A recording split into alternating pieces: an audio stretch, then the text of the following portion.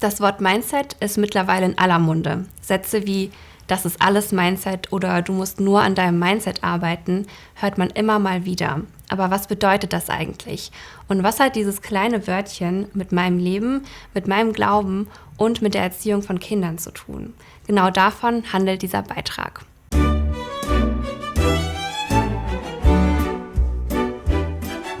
Das Wort Mindset bedeutet zunächst einfach Denkweise und beschreibt die innere Haltung eines Menschen bezüglich einer Situation oder einer Sache.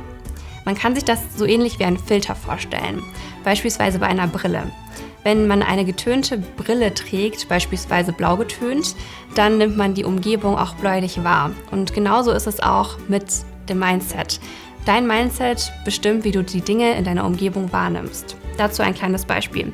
Stell dir vor, es ist ein richtig toller Tag. Die Sonne scheint, dort ist ein erfolgreichen Tag auf der Arbeit und möchtest dir von nichts und niemandem diese gute Laune nehmen. Freust dich auf deinen Feierabend. Jetzt gehst du aus deiner Arbeitsstelle heraus, kommst auf den Parkplatz und siehst, dass du zugeparkt bist. Wie reagierst du? Welche Möglichkeiten hast du? Zunächst hast du zwei Möglichkeiten. Entweder du regst dich auf und suchst ganz genervt den Besitzer des Fahrzeugs, oder du denkst dir, okay, ich bin eigentlich ziemlich gut gelaunt, ich nutze einfach das gute Wetter und gehe noch mal eine Runde spazieren. Oder du suchst einfach nicht genervt den Fahrzeugbesitzer. Ganz egal, wie du dich entscheidest, deutlich wird an diesem Beispiel, dass du zwei Möglichkeiten hast. Entweder positiv zu reagieren oder genervt. Oder ein anderes Beispiel, dir passiert ein Fehler. Uns als Menschen passiert es ja häufiger mal, dass wir irgendeinen Fehler machen. Es können kleine Fehler sein, vielleicht auch größere, aber ich habe ein kleines Beispiel. Zum Beispiel, du bist einkaufen und erst als du zu Hause bist, fällt dir auf, dass du das Mehl vergessen hast, obwohl du heute unbedingt Brot backen musstest. Wie fühlst du dich? Auch hier wieder zwei Möglichkeiten. Entweder man fühlt sich wie der größte Versager und ärgert sich über sich selbst, oder du machst dir bewusst, dass du nur ein Mensch bist und dass nur die Leute keine Fehler machen, die auch nichts tun. Nur wer nichts tut, macht auch keine Fehler. Ich denke, es ist deutlich geworden, worauf ich hinaus möchte. Es gibt immer verschiedene Möglichkeiten, wie wir reagieren. Und was bestimmt, wie wir reagieren, ist abhängig von unserer Denkweise, von unserem Mindset. Meistens unterscheidet man zwei verschiedene Arten von Mindsets. Zum einen das Fixed Mindset und zum zweiten das Growth Mindset. Ich beginne mit dem Fixed Mindset. Menschen mit einem Fixed Mindset gehen davon aus, dass ihre Fähigkeiten, ihre Talente Veranlagungen sind und dass somit ihr Erfolg damit zusammenhängt, wie sie geprägt sind, welche Gene sie beispielsweise haben und wie sie veranlagt sind. Das bedeutet, sie gehen davon aus, dass sie keine bis kaum neue Fähigkeiten erlernen können. Und das macht es für sie schwer, sich weiterzuentwickeln und neue Dinge zu lernen. Demgegenüber steht das Growth Mindset. Personen mit einem Growth Mindset gehen davon aus, dass sie in der Lage sind, viel zu gestalten, also auch viel Neues zu lernen und ihre Talente, ihre Begabungen auch auszubauen. Personen mit einem Growth Mindset sehen deshalb Fehler auch nicht als Stoppschilder, sondern als Möglichkeiten, Dinge neu zu lernen oder eben herauszufinden, wie eine Sache eben nicht funktioniert. An dieser Stelle lohnt sich ein Blick in die Bibel. Diese beiden Denkweisen und Mindsets können wir auch dort betrachten. Das erste Beispiel, was mir da einfällt, sind die Jünger Jesu. Größtenteils waren es ganz einfache Menschen. Als Jesus hier auf der Erde war, hat er sie aber berufen. In Matthäus 4, Vers 19 steht: „Folge mir nach und ich werde euch zu Menschenfischern machen." Er hat eine viel höhere Berufung, als sie sich selbst vielleicht gedacht hätten für ihr Leben. Und das zeigt mir persönlich, dass Christus viel mehr in uns sieht, als wir es selbst vielleicht tun würden. Diese ganz einfachen Männer haben im Nachhinein mit ihrem Zeugnis durch die Ausbildung Jesu, durch seine Gegenwart und auch durch sein Lehren ganz viele Menschen mit dem Evangelium erreicht. Ähnlich ist es auch bei Paulus. Paulus hatte wahnsinnig viele Herausforderungen in seiner Mission, bei seinen Missionsreisen. Obwohl er wirklich viele Schwierigkeiten hatte, hat er sich nicht unterkriegen lassen und war mutig genug, um weiterzugehen und nicht aufzugeben, mit Gott zu wandeln und Menschen von der guten Nachricht zu erzählen. Ein anderes Beispiel, was für mich auch sehr einprägsam ist, ist Mose. Ich denke, die meisten von uns kennen die Passage in 2. Mose 3 und 4, wo Gott ihn beruft, aber Mose ganz, ganz viele Zweifel hat und ganz viele Punkte, warum er sagt, ich kann das nicht machen. Ein Beispiel ist, er sagt, ich kann nicht reden oder was ist mit meiner Vergangenheit. Und genau an diesem Punkt begegnet Gott ihm und antwortet ihm, dass er mit ihm ist. Auch hier wieder, Gott sieht viel mehr in ihm als er selbst. Gott sieht Entwicklung und Wachstum. Und so gibt es noch viel, viel mehr Beispiele, die in die gleiche Richtung gehen.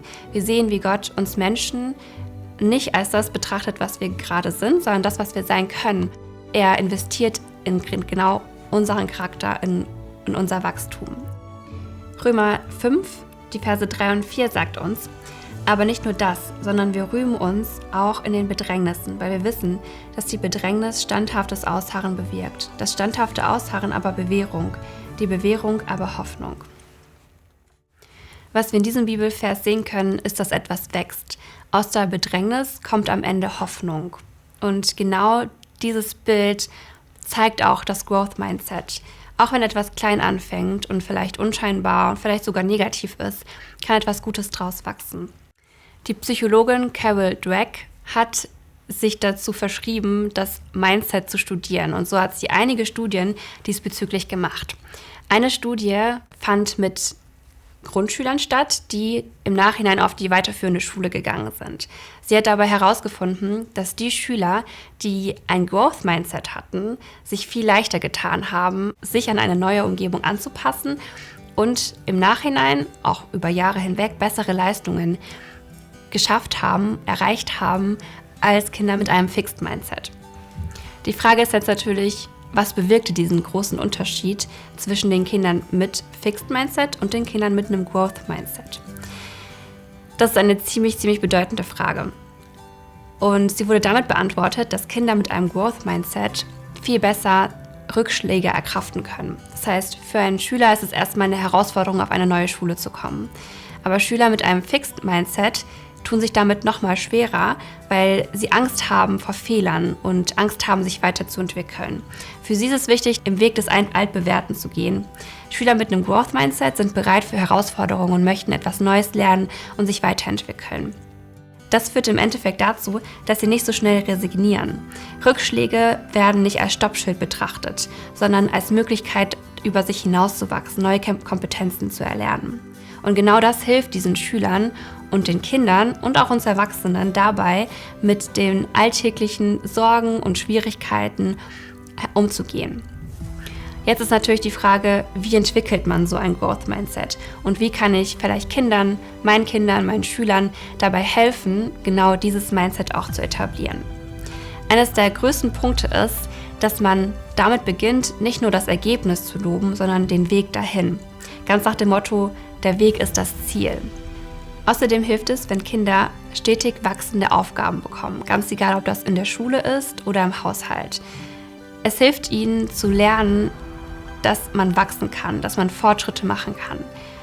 Zudem ist es wichtig, dass Kinder auch Ziele haben, dass man mit ihnen realistische Ziele absteckt. Ziele, die sie auch erreichen können und die ihnen Freude bereiten.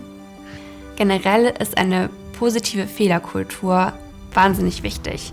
Fehler können als Helfer betrachtet werden.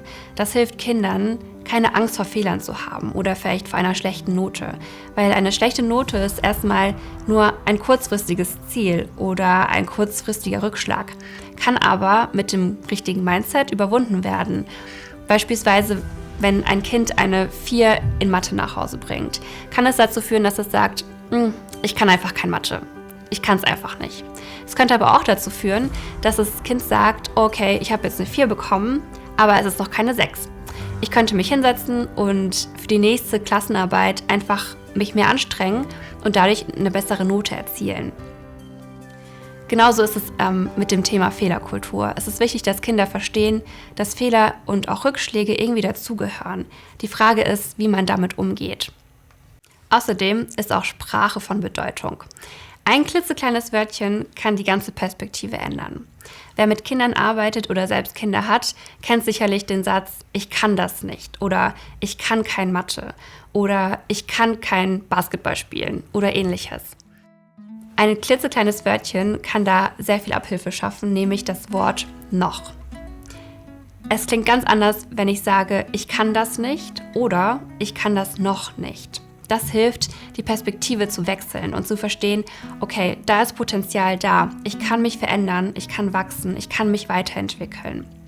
Dieses kleine Wort hilft den Kindern zu verstehen, da ist noch Möglichkeit für Wachstum. Und es hilft auch uns Erwachsenen zu verstehen, es ist nie etwas Endgültiges. Das Growth Mindset gibt uns also Handlungsspielraum und hilft uns zu verstehen, dass wir selbstwirksamer, kreativer, mutiger sein dürfen, auch in Dingen, die vielleicht im ersten Moment schwierig oder negativ erscheinen. Das gilt nicht nur für Kinder, sondern auch für uns Erwachsene. Ein Growth Mindset hilft uns nicht nur mit zugeparkten Autos, mit schlechtem Wetter oder mit unseren alltäglichen Fehlern umzugehen. Vielmehr hilft ein Growth Mindset uns dabei, unser gottgegebenes Potenzial zu entfalten und mit einer positiveren Haltung durchs Leben zu gehen.